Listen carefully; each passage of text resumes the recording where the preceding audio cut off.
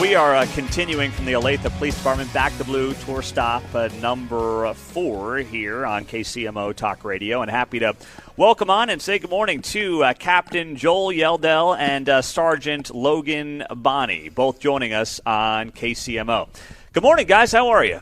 Good morning. Doing great. Good morning. Good Thanks. deal. Well, you guys are involved with community engagement and everything going on in Olathe on that front. Joel, let's start with you on kind of a macro level. I know community engagement for all police departments are important right now, but what are some of the things that you've been challenged with and doing in recent years on that front that have really tried to help build the relationship between law enforcement and this community? Well, the premise is pretty simple, really. When someone calls 911, it's usually not to tell us how great their day is going. So yeah. Law enforcement contact is generally around something negative or a negative aura. And what we know from studies is it takes somewhere between 3 and 5 positive interactions to overrule that negative one. So last year, for example, we had over 44,000 calls for service. So what that means for an engagement unit is we've got work to do. So, the summers are busy for us with a lot of events, community events, and getting out there, creating this neutral territory, this safe space for people to come up to law enforcement and have normal conversations about normal stuff. It gives them opportunity to clarify maybe something that happened during the year in their neighborhood that they never got that loop closed of communication. So a great example of that is we had a girl one time come up to one of our events and was pretty worked up. She was a young kid, worked up over a attack response, a SWAT response from our TSU team. Just kind of the lights, the sirens, the uniforms running around. Well, what we got to do in that instance was introduce her to some of the people that were on that call, on the TAC team.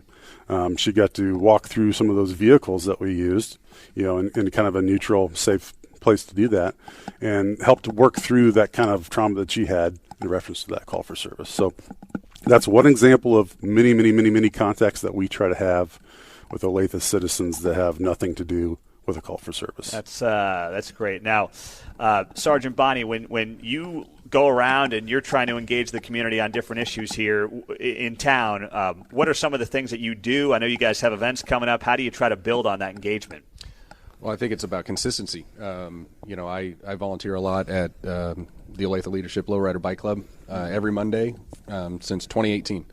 And so I've built relationships with a lot of kids there over the years. Right now we got about 30 kids that are there every single week. And so I want to do my best to be there for them every single week so that they have some consistency in their life with some of them need a father figure. Some of them just need somebody to talk to. And a lot of these kids, it's like Captain Yeldell was saying, is they don't meet police officers unless it's a bad thing or it's things they saw on social media or they've heard. And so it gives me an opportunity to get to know them on a personal level and, make friends and help them to be a little more confident when they see a police officer that they can go talk to them and they know that they're just a person doing a job.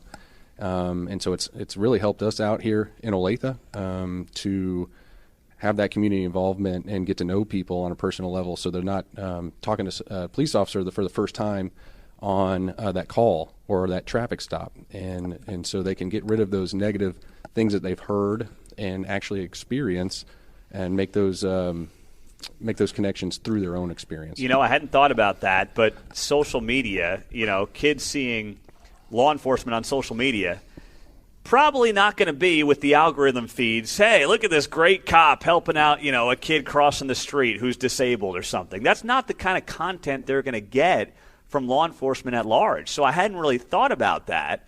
But if they're getting fed a steady stream of, cops looking poorly upon the community, you guys got to fight that narrative, and that's got to be an uphill battle. It is, and social media is an amplifier. It has the power to amplify negative messages, but conversely, positive messages too. So what we have to be is intentional about when you see our Facebook pages or Twitter or social media, is that you're getting that positive message and that reinforcement out there. Yeah. So what about Sergeant Bonney, some of the things, you guys have a basketball tournament coming up, right? What's the story behind that? That's going to be Olathe South here this year, right? Yeah, I've got that. Yes. So we're really kicking off the season with two of our events. So first, April 27th is our 704 Blue Run. So calling all walkers and runners out there. We've got a 5K and then a unique 7.04 mile run. And what that number symbolizes is a radio call number for Officer Mike Kern, who we lost back in 2015 to a medical issue. Since then, we're honored Dave Williams with that event, and also Brandon Blom, who is all officers that have passed away in the last 8 years. So more information on that on our Facebook page. People can sign up there. There's a run sign up. And then our second event, kind of our big one that we've been doing for 17 years, is the Cy Middleton Memorial Basketball Tournament. Gotcha. And what that is back in 2007, Officer Cy Middleton was a canine officer of ours, was diagnosed with advanced lung cancer and passed away a couple months after his diagnosis. So ever since then, we've been having that tournament in his honor.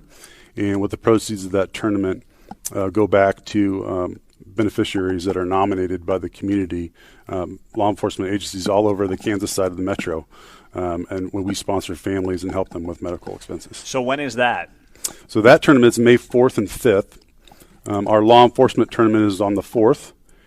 Each LEO team can have one celebrity player, so we're hoping to bring in some media to that event as well. And then the 4th and 5th is the youth tournament that happens simultaneously. So in one gym we have cops and attorneys and firefighters playing basketball against each other.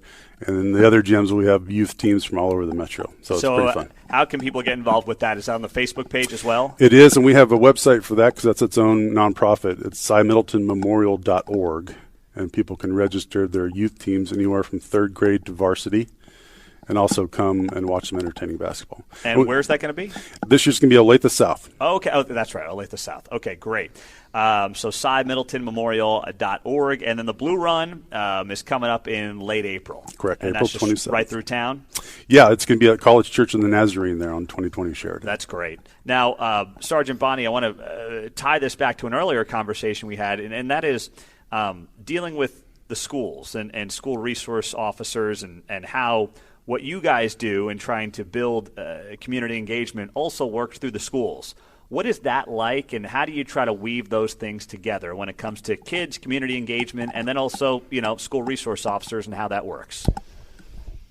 Yeah, the SPOT program is a great example of that. Yeah. That's a free program that is a built-in partnership with the school district, the police department, the Johnson County government. And it's a free place for kids to come in, play video games, basketball. It's a mini community center that's free. And what that does is builds that relationship between the police department, the school district employees that are volunteering there, and again the students. So we have a couple SROs that volunteer every Tuesday at the SPOT program, and that's just another way for them to get to know those kids. Again, I go back to what I said earlier. It's about relationships. It's about helping them to feel comfortable coming and talking to us and seeing us as a regular person. When I first started volunteering in 2018, they called me Sergeant Bonney, and then they called me Officer Logan, and now it's just Logan. And that's what you want. Absolutely. I love building these relationships with these kids, and they've gone on to graduate high school and go into a college or a career, and I still get to stay in contact with a lot of them.